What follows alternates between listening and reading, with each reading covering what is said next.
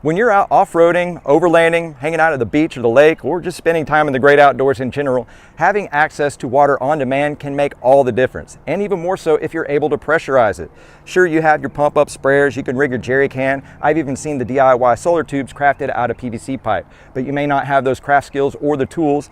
These guys, they work great, but they take valuable space up in your cargo area depending on what vehicle you have, and it's a lot of weight, and they can be difficult to secure down, as you can see. But there is a solution to this. An OpenRoad four-wheel drive has come to the market with an all-aluminum, all-welded, lightweight, pressurizable shower tank coming in a 5 or a 10-gallon option. That allows you to have all the same volume of water in a long, slender tube able to be affixed to the top of your vehicle with some simple fasteners that come in the kit, and you're good to go. And to mention, it comes in black, so you're able to absorb some of that energy from the sun and potentially have a little bit warmer than ambient temperature shower. If that's something you're looking into and want to learn more about it, stay tuned.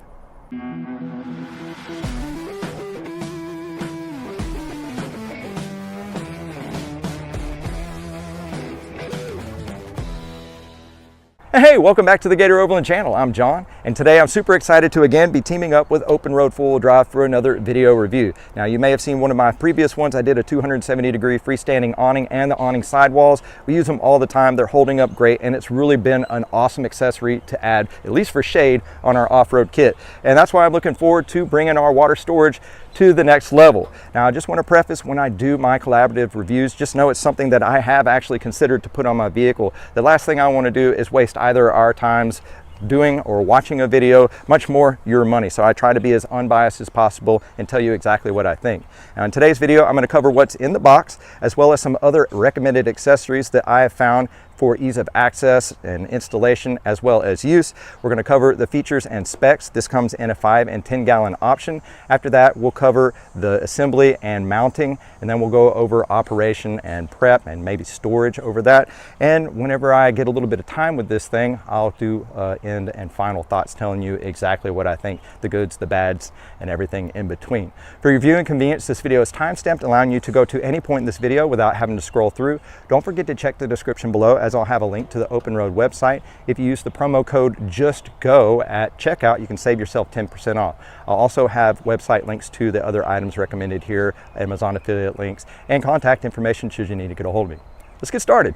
So what's in the box? Obviously, you're going to get your OpenRoad shower tank kit. It comes in a 5 or 10-gallon configuration. This one's the 5. It comes very well fortified in the shipping box. You shouldn't have to worry about damage upon delivery. Should you have any issues like that or defects, it does come standard with a 1-year warranty, but they opt for a 2 or 3-year extended warranty at the time of purchase. In the kit, you will also get an installation package. It's going to include the user manual. You'll get these 2 mounting brackets that are high-grade, thick carbon steel, powder coated. As you can see, they have slots cut in them, so you have full adjustability on your rack and full adjustability for the tank on the bracket itself. It includes stainless steel T-slot fasteners that go through the extrusion for full adjustability and mounting. It does come with a combination wrench, 13mm by 10mm. This will get the job done eventually, but I would recommend going with a ratcheting wrench or a socket wrench at that. It includes a brass quick disconnect that allows you to quickly stow away your hose if you need to, and you don't have to worry about any rusting at that matter. The hose itself is made of a high-grade silicone and super expandy. You don't have to worry about it being abrasive. It doesn't seem like it's going to be kind to kink either. And I noticed that it does come preset with jelly gaskets, so you don't have to worry about using Teflon tape or anything to make a proper seal. And lastly in the kit is going to be the shower head, simple on-off function, and multiple adjustments for the shower head, which we'll check out in just a little bit. But that's what comes in the kit. Pretty simple. Now, I did recommend a few other products here that you see right here for just ease of use and installation.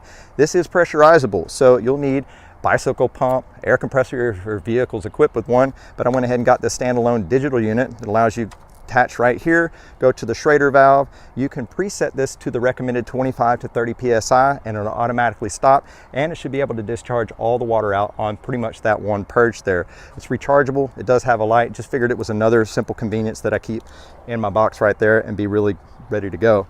And these are really cool. There's a gentleman out there named Will Saunders that's making these T-clips. Allows you to quickly fasten into your extrusion. This one will hold a towel. This one will actually hold the shower head to allow for a hands-free use on there. Yeah, thought that was pretty convenient. They're inexpensive, and it's amazing what people are doing with 3D printing. Now for installation, I'm going to use the extrusion track lock bolts that are made by Leitner. My rack is a Leitner ACS forged rack, and this allows you to pop it into the extrusion, and whenever you turn it, it locks into place, allowing you to fasten down without having to worry about anything spinning around.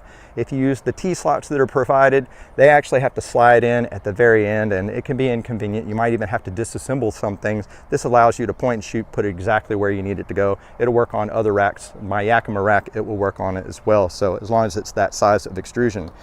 And the game changer for our development here is a bracket that I designed in collaboration with 813 Fabrication. We've done a few collaborations in the past, and this allows us to suspend the tank instead of on the top of the vehicle on the bottom side of our rack, keeping a low profile look. It won't be as available to the sunlight for maybe heating the water, but I'm not really worried about that. But this keeps it in a nice low profile setting, and it will work on pretty much any rack that has extrusions. Worst case scenario, you just line up the holes and you drill, but it allows it to keep down and out of the way and things up off the bottom of your bed deck area right there. So it's constructed of stainless steel, really high grade. You won't have to worry about this thing rusting, bending, anything like that. Just thought this was a cool attribute, and I'll have information for all those contacts should you want to have anything like that. Specs and features. So the 5 and 10 gallons are both going to come in at 5.9 inches tall, 7.8 inches wide. The 5 gallon is going to be 39 inches long, and the 10 gallon is going to be 78 inches long. 5 gallon comes in at 20 pounds light. It feels very light, might even be less than 20 pounds. And loaded down at 8 pounds per gallon, you could expect it to be around 60 pounds of water weight in there. The 10 gallon is going to come in at 40 pounds dry, and you can expect it to be around 120 pounds when properly filled. Now, as far as some of the features go, as you can see, we have integrated extrusions on almost all 360-degree sides, everything except for the top. Right here, you can see these little welded in tabs right here. Those are baffles on the interior. That keeps the water from sloshing whenever you're stopping and going and everything. It just breaks it down to where you don't have a bunch of hydro hammer going on the interior of this thing. So on the end, you can see we have our ball valve. That's for obviously connecting to your hose there. You'll come with the brass attachment that I'll show assembly in a minute. Actually, I already took this thing off, but it does come equipped with a Schrader valve for you to be able to pressurize. Once you remove that, you pump up on it just like a bicycle pump. The ideal pressure is 25 to 30 PSI. Now, for safety, they do have a safety relief valve here. This works in a number of different ways. Obviously, if you have overpressurization on the pump side, it will relieve. If you end up having this thing just sitting static, the heat from the sun will actually cause the pressure to increase in here, and should it get to this rated pressure, it will burp off and relieve the pressure. Last thing you want is this thing splitting because you have overpressure when you're not even watching it. And then whenever you're ready to go on the road, hit the road, you don't want this thing ideally pressured while you're on the road, so you can just quickly pull up on the tab, and it'd be good to go. Now, as far as the fill port, you have a welded in bung, and you got a nice aluminum cap with an O-ring on the interior of that. It makes a really nice proper seal in there. And you can see on the inside, you can see those baffles on the inside. It's really nice clean construction on everything, and just overall fit and finish. The welds look really good. I work at a welding shop and they're actually really not bad. And the fact that you have the extrusions, that you can have full adjustability with everything, I'd say this thing is just brute for what it is. It's definitely going to hold up, and we don't have to worry about rust. Setup and mounting. Now, assuming you have all the proper equipment to attach this to, it should be a straightforward process. You don't even have to be mechanically inclined to do this. It's literally just sliding some nuts and bolts together and making sure they're fastened down. Now, the first order of operation is not in the manual, just as word to the wise from me to you. Go ahead and establish your vehicle's rake, or the vehicle balance front to rear.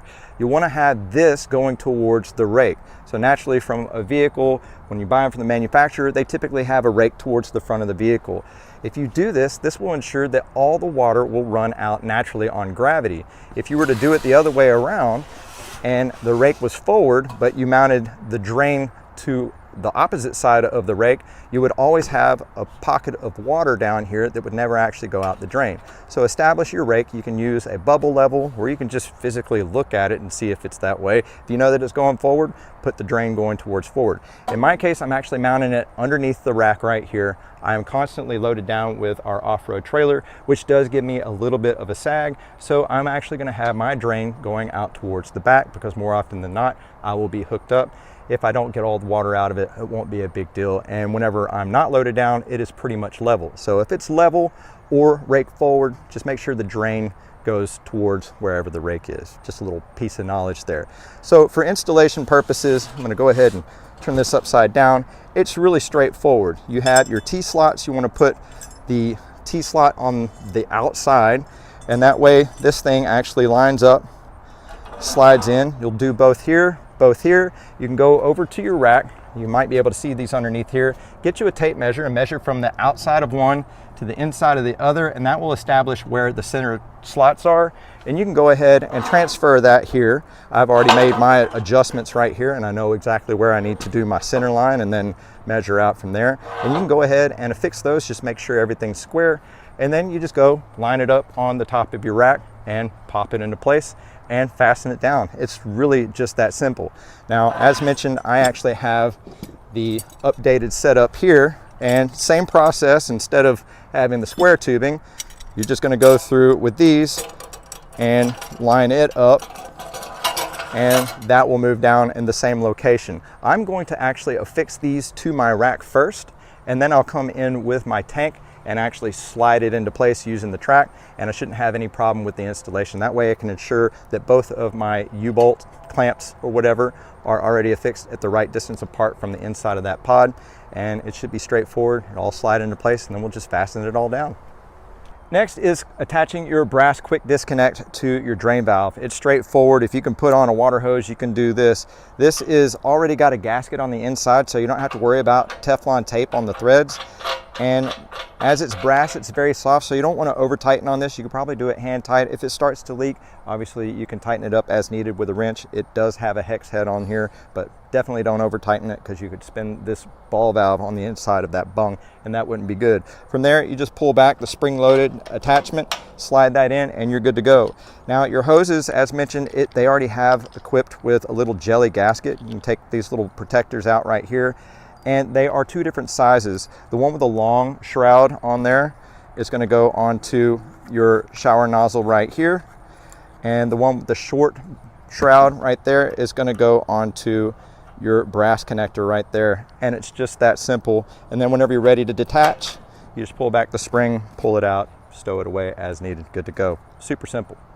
All right, operation and care, and you can imagine it's pretty simple. But one important note I need to mention, it's stated #1 caution, is that this form of water storage is for external use only. That's washing your body, washing your vehicle, washing your plates, washing your dog, but not for human consumption or potable water consumption. If you're planning on using it for that, it's advised not to. That would be up to your own discretion there. That's to avoid anything that may have happened in the manufacturing process or anything that may start to grow on it whenever you start to own it. So it's just advised not to. Now, as it's received, you'll probably want to go through and do a little flush cleaning just to get anything that may be on the inside out. Fill it up some manageable amount to where you can slosh it back and forth. Put a couple capfuls of Clorox in there, make sure everything's clean, drain it out. After that, you want to go ahead and purge it with your pump up to about 5-10 psi, just enough to expel any air if you should show any leaks, and have you some soapy water available. Spray around all the fittings that are attachments here on the top and go around all the welds. You'll probably hear it if it's starting to leak, but then you'll be able to assess and tighten anything that you may see. Now, if you see any of the welds leaking, well, you should probably get with the manufacturer on that, and they'll send you out a new one. But in a worst case scenario, you can get a center punch, and because it's aluminum, it's a very soft metal, you can give a light tap on that spot, and typically it will solve the problem, if not temporarily. Now, I don't advise going and banging on this thing, but it could be a potential temporary fix. Now that you've double checked that everything is solid and you don't have any leaks, it's time to have a bit of fun. They recommend filling this thing up to 70%, so that's to allow a little bit of an air chamber in top. If you end up filling it all the way up to the capful, you'll have nothing to pressurize up against, so you'll want a chamber of air in there. Now, I did double check to see where that fell for 5 gallons, because this is a 5-gallon tank, and filling it up with 5 gallons put it to where when my finger went on the inside, it protruded past the top deck of this. about 1 inch before it hit the water. Not exactly 70% to my eye, but it's not completely full, which is what I wanted to double check. So somewhere in about that region should be about good in the water as far as being filled. I haven't had any issues with performance on just one purge. Now, as far as purging goes, they recommend optimal pressure is 25 to 30 psi. You do have a safety relief valve here if you overpressure, so nothing to worry there. But once you get that done, it's pretty simple. You pull back the collar on this, pop this in here. I have it purged already to 26 psi. And then all you have to do is open up the ball valve right here. And you'll have a few different selections. That's about 15 feet over there to the back of the truck, as you can see. And then if you want to conserve water a little bit, they have a few other selections, even down to a mister. I do wish they had kind of a single jet in the middle just to increase the velocity on a direct point, but not a big issue, especially if you're trying to conserve a bit of water. But I just wanted to give you a few examples of how that works right there. And then you just turn it off. Be mindful whenever you set it down, it can actually push on that button. So set it down with the face down or hang it up or something like that. Now, when you're all done, you can go ahead, close your ball valve right here, pull back on the collar, detach, open up the button, and it will drain everything out and relieve the vacuum off there. And when you're ready to hit the road, you want to go over here, grab that tang and pull off that safety relief valve. Now, over a period of time of being exposed to the sun, that will develop its own pressure, and periodically you can come by and pull on that. But again, if it gets to an overpressurized state, it will burp itself out, so you don't have to worry about anything right there. So in between your times of driving, just remember to come by and do that. If you plan on using this for a gravity feed, so not pressurizing it, you are able to do that. Just remember, you'll have to come over here and take the cap off in order to use it as a gravity, because it'll develop a vacuum and it won't allow all the water to go out. So if you're doing it that way and you realize this tank is still somewhat full, just remove the cap and it should be fine. So now that we've talked about the operation, we'll talk about what you should do in colder temperatures. So this is going to be part of that care factor. A lot of times when you get into the mountains, higher elevation, it could be warm during the day and it could get closer to freezing, if not freezing in the night. You want to have something to be able to put around this, to have a thermal barrier, jackets, pillows, or anything like that, just for the evening to make sure that it doesn't freeze. Now, for winter camping, you probably want to put this into a warmer place, maybe have it on the interior of one of your camper shells, something like that, not exposed to the actual freezing temperatures, because if it freezes, it's going to explode for the most part. Not explode, but it can actually crack, and you don't want to have that happen. Now, another thing that you want to do if you're putting it up for the winter is to have it prepped for long-term storage. Do it the same way. Make sure that it's completely empty. Come back, wash it out with some Clorox and some water, and then ensure that it's dry and put it somewhere away safe. And then repeat the same process whenever you come back to it for the next year's use. A little bit of Clorox, wash it out, fill it up, and hit the road. Now, one last thing that you need to pay attention to for care is your fasteners. Got a lot of leverage going on here, bumpy roads and things like that. Fasteners can start to do some odd things. And the last thing you want is a 40, 50, 60-pound torpedo going through your window or out the back. So just make sure you double check your fasteners. It'll usually let you know if a little bit of rattling going on before that, to make sure you double check that. All good. So I want to add in a bonus feature I failed to mention earlier that I think some of y'all might get some use out of. OPENROAD does actually offer their shower tank kit with a combo that works with a gas-powered camp shower heater. And if you haven't had a camp shower out in the bush, man, it is life-changing. A really good way to end your day. We already have a CampLux Nano 3 Pro that I did a video on a while back, and it works awesome. Same concept, but it has an onboard rechargeable battery, still gas powered. But the deal is it relies on a submersible pump to go down into a jerry can, and it doesn't fit into the filler neck on top. So I figured, well, maybe they go through the top side of that. I haven't looked into how the the OPENROADs works, but I figured we already have a quick connect fitting. I'll find a vinyl hose, 1.25" ID, fit over the filter inlet, and then a 1" by 1/2" bushing fit in there just fine. And now we have a quick connect to go to our pump. Now, when you're doing this, you want to make sure that your cap is loosened so you don't have any vacuum on it. We'll open up our inlet here. We'll turn it on.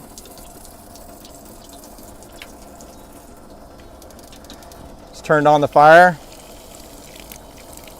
And just like that, 100-degree water. No problem. It works great. You can even see the water in the inlet right there, but oh yeah, 118 degrees. Perfect. And final thoughts. We've had the shower tank attached for a couple weeks now. We even went to Overland of America event in Jay, Oklahoma, which was a super awesome expo. Plenty of all different kinds of off-road and outdoor vendors. We've met a lot of cool people there. If you're into that sort of thing, I highly recommend it. But it gave us a great opportunity to use our shower tank, and it worked great. It's very well thought out, rugged, and it's a lot more practical as a fixed application than having to lug around jerry cans or even try to secure one down. So it really worked out great. But it did come up with 3 what would be cool ifs, and that's just not something to take away from this at all. It's definitely not a deal breaker, but it would add a little bit more user-friendly convenience for installation or even use. And what would be cool if, one, was the original design of this came with a sight glass, so you can conveniently see what level of water was on the inside, and they've gone away from that. But what would be cool if they made their filler cap to have a dipstick stem on the bottom side, so you can quickly reference to see how full it is. Maybe even put a unit of measure on there of what they think is the ideal fill level for optimal operation on there. But it's a very simple thing, not a big deal, but you know, other than looking down the hole, it's hard to get an idea for measure in there, and it just would be a convenience. The second thing, this kit does come with brackets, and it's designed more specific to the applications of using T-slots or the extrusion, but not all racks have that. So what would be cool if they included the flat bar brackets like they do with their awning attachments. This is one left over from their awning attachment, and these are actually the bolts that came from the awning attachment, and allowed you to make a more universal application for all different kinds of racks by clamping down. So that's just something that came to mind in the process of doing this. Conveniently, mine had T-slots and it worked out, but that would be good for a lot more versatility. And the third thing is a very simple one, and I did kind of touch on this earlier, but it would be cool if they had a more of a direct stream center jet for a little bit more velocity on a direct spot. But I mean, it is a shower at the end of the day, and it works great for that, but that would just be one more convenience, maybe even application to have an actual garden hose nozzle on there. But overall, this thing's fantastic. It's held up great. I look forward to using this for many years to come. And that about wraps things up. If you enjoyed today's video, found it informative or helpful in making your decision to put an open road shower tank on your vehicle, go ahead, give us a big thumbs up, let us know how we're doing. Share if you'd like, I'd appreciate that. I want to give a big thanks to OPENROAD for considering us for this review. I really enjoyed putting this together. I want to say thanks to Will Saunders for the T-clips for attaching things to your extrusions. Those are very innovative. And a big thanks to Jeremy at 813 Fabrication and Design for making those brackets a reality. They're really awesome, and I think a lot of people are going to get a lot of use out of that. Very well done. For a heads up on any future installs or adventures, you can go ahead and hit that subscribe button, notification bell. You can follow us along our journey. Don't forget to check the description below, as I'll have links to the OPENROAD website where they have a bunch of outdoor products, Overlanding. They're always doing really good deals. And if you use the promo code JUSTGO at checkout, you can save yourself 10% off. I'll also leave the links for the T-clips as well as 813 Fabrication if those brackets spark your interest, and Amazon affiliate links for any of the other things you may have seen in this video today. Remember, we at Gator Overland encourage each and every one of you to take a daily moment to unplug and reconnect with the outdoors, even if it's just for a few minutes. Have fun, keep it safe, and just go. Thanks, y'all.